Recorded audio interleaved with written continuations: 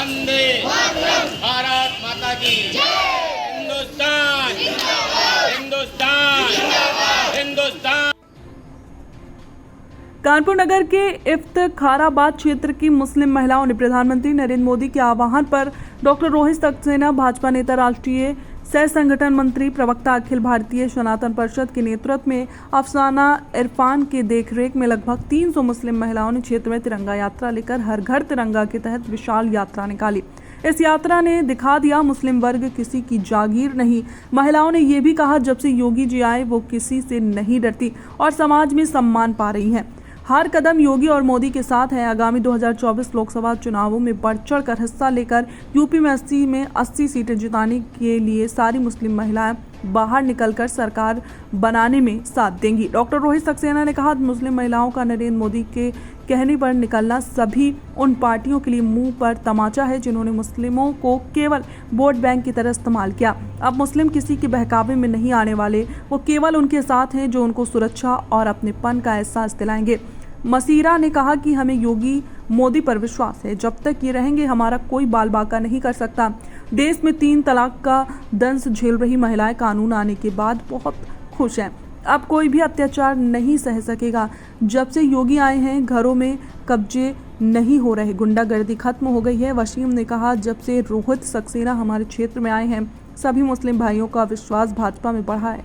इस अवसर पर डॉक्टर रोहित सक्सेना, राष्ट्रीय संगठन मंत्री, प्रवक्ता, अखिल भारतीय सनातन परिषद निरंजनी अखाड़ा, भाजपा नेता मोहम्मद इरफान, भाजपा नेत्री अफसाना इरफान, मसीरा, अस्मा, मरियम, शानिया, सूफिया, शबनम, सबा, फरजाना, चंदा, शहाना, शैफी, इब्रा, उमरा, माही, अक्षा, शाहिबा, शाहिमा, राजबिया, अनम, रूबी, सहनाज, कामरान, अबू जैद, ताशकेन, अमान, इरफान, तौफीक, बरकती, अश्वेंद्र सोनकर, शिवम सोनकर आदि लोग मौजूद रहे। संवाददाता पंकज अवस्थी की खास रिपोर्ट। मोदी जी के कहने पर हमने तिरंगा यात्रा निकाली है। वो तिरंगा यात्रा हमारी सफलमय हुई है, यहाँ तक के गंगू चौराहे से लेकर इफ्तिखाराबाद तक के, और 200-300 महिलाएं हमारे साथ थीं। महिलाओं के सशक्तिकरण को लेकर के उत्तर प्रदेश सरकार और केंद्र सरकार हमेशा काम करती रहती है। महिलाएं आगे तरक्की करें और आप लोग इस तिरंगा यात्रा में भी शामिल हुए हैं। क्या कहना चाहेंगे मोदी जी के लिए और योगी जी के लिए?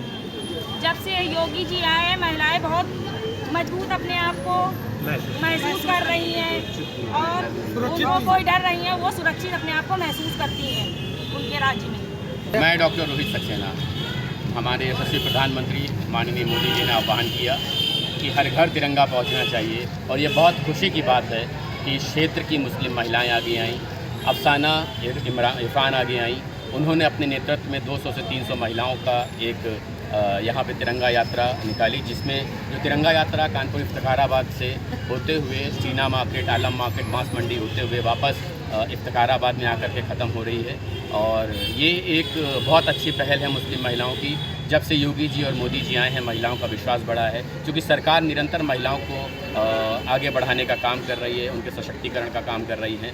और आगे भी हम चाहेंगे, जिस हिसाब से अभी अफसाना ने कहा कि योगी जी के आने पर महिलाएं बहुत सुरक्षित महसूस कर रही, ये एक पैगाम है उन सभी राजनीतिक पार्टियों के लिए जिन्होंने अपने राज्य में महिलाओं के ऊपर हो रहे अत्याचार पर बिल्कुल ध्यान नहीं दिया। और आज मुस्लिम महिलाओं की इतनी हिम्मत आ गई कि वो घर से निकल करके आई और योगी मोदी के कहने पर एक तिरंगा यात्रा निकाल के उसको एक सफल तिरंगा यात्रा कराई।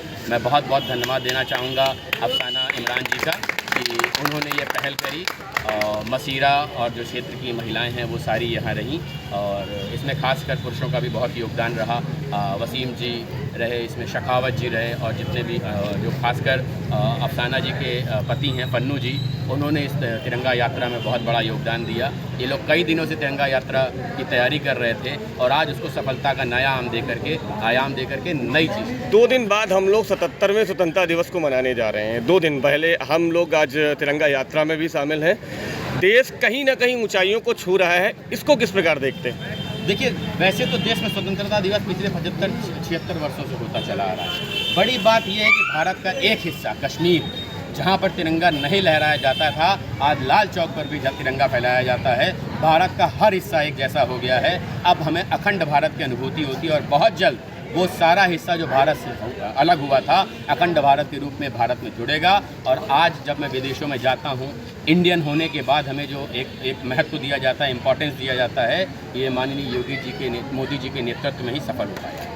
कहीं ना कहीं अमेरिका जैसे बड़े देश भी स्वतंत्रता दिवस का अवसर जो शुभ अवसर है वो मनाने जा रहे हैं, इसको प्रधानमंत्री के कार्यकाल के रूप में किस प्रकार देखते हैं? देखिए, मैं आपको बताऊं, यदि मैं बात करूं, दुनिया में जो पहले पावर होती थी, रशिया होती थी, चाइना होती थी, अमेरिका होती थी, ये अपना वर्चस्व पूरे विश्व में दिखाते थे।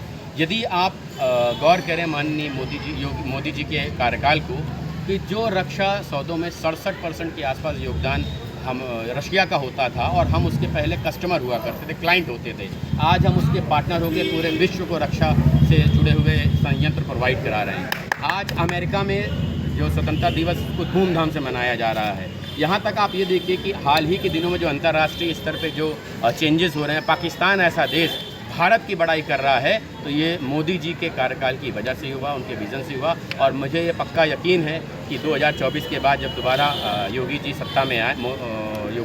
सत्ता में आएंगे, तो भारत तीसरी सबसे बड़ी अर्थव्यवस्था देश में